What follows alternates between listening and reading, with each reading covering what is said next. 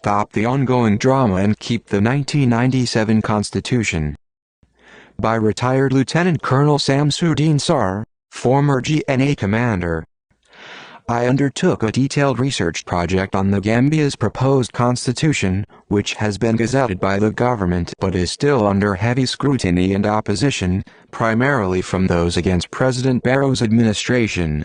To do this, I purchased the 1997 Constitution from Timbuktu Bookstore, downloaded the 2024 gazetted Constitution, and the 2010 Kenyan Constitution, now confirmed to have been plagiarized by the Gambia's Constitutional Review Commission (CRC) drafters. My goal was to identify the sections of the Kenyan Constitution that were copied and pasted into the new Gambian Constitution, which is intended to replace the so-called Jammeh Constitution. It didn't take long to find the plagiarized sections, and they are numerous and significant. For example, the Kenyans wrote in their preamble, "Sovereign power under this constitution is delegated to the following state organs, which shall perform their functions in accordance with this constitution." In the Gambian constitution, the CRC drafters wrote, "Sovereign power under this constitution is delegated by the people of the Gambia to the organs of government, which shall perform their functions in accordance with this constitution."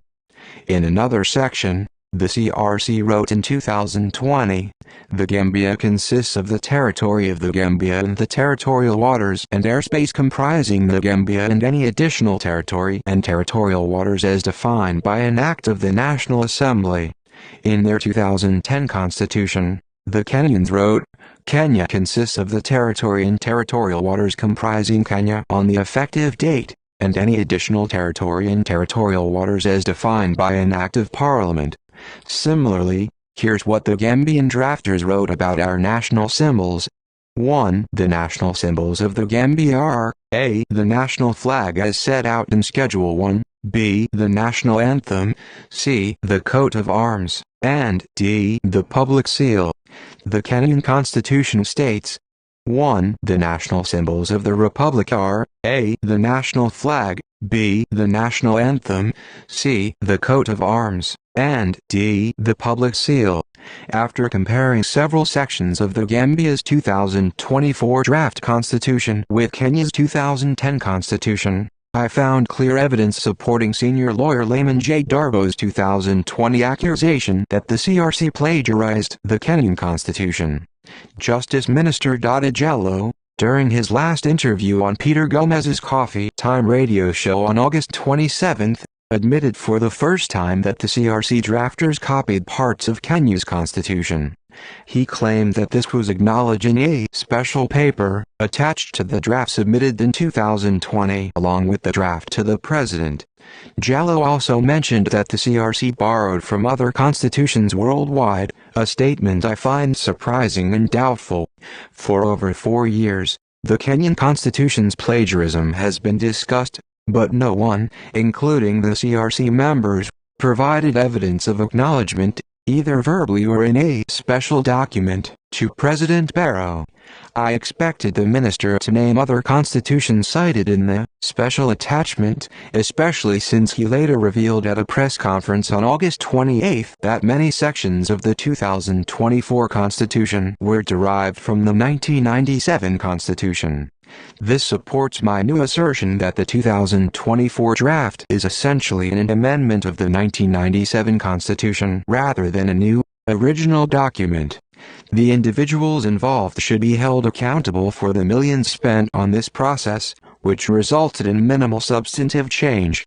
In a 2020 television interview, after the plagiarism scandal surfaced, Justice Chernosu Layman Jallow, the CRC chairman, admitted that the commission borrowed sections from the Kenyan constitution, calling it a common practice. However, he did not mention any other country's constitutions or an explanatory source attachment submitted to the president. From my research, it's clear that the 2020-2024 draft constitution heavily incorporates material from the Kenyan constitution and largely follows the amendments recommended by Hon. Khalifa Saleh in 2018. Saleh had argued that the 1997 Constitution was, by every standard, good enough and only needed amendments. The real issue wasn't the Constitution itself, but former President Jammeh's failure to respect it, which doesn't make the 1997 Constitution entirely flawed. The Charter brilliantly covers everything from protecting citizens' rights, freedoms from inhumane treatment, and political rights, to the rights of women and children, detention, appointments, and other matters. However, Jammeh continued to govern as if he were still the soldier and the chairman of the Armed Forces Provisional Ruling Council, AFPRC, a role he assumed in 1994. Anyway, when comparing the 1997 and 2024 constitutions page by page, aside from what was borrowed from Kenya, entire chapters, parts, sections, and subsections were directly copied from the 1997 Constitution.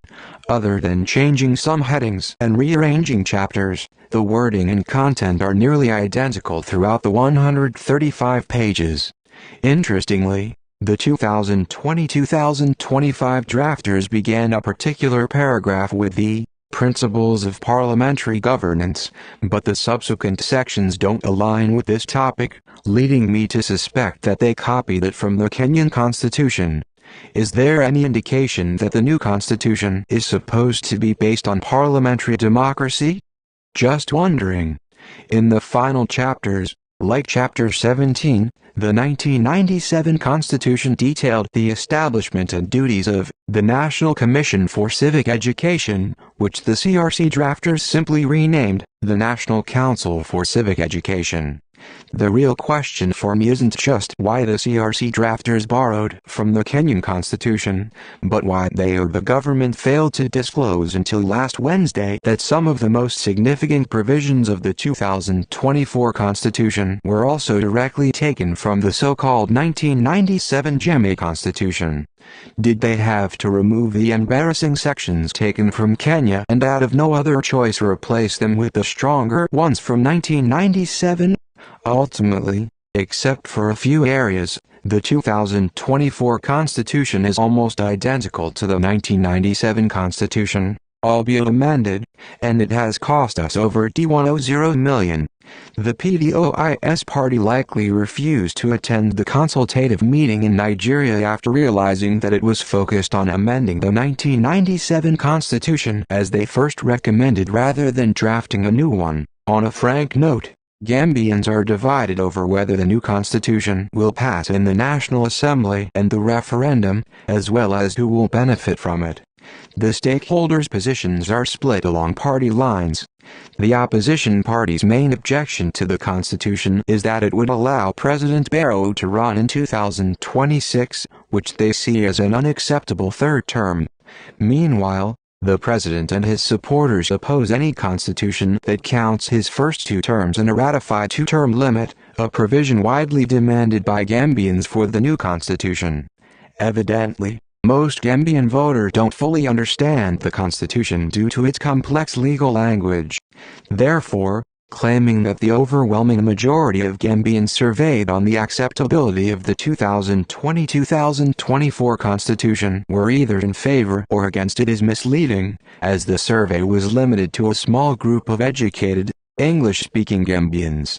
It's the party leaders who grasp its meaning and the significance of winning or losing the 2026 election for their political survival. Failure to win will reduce most parties and their leaders to irrelevance.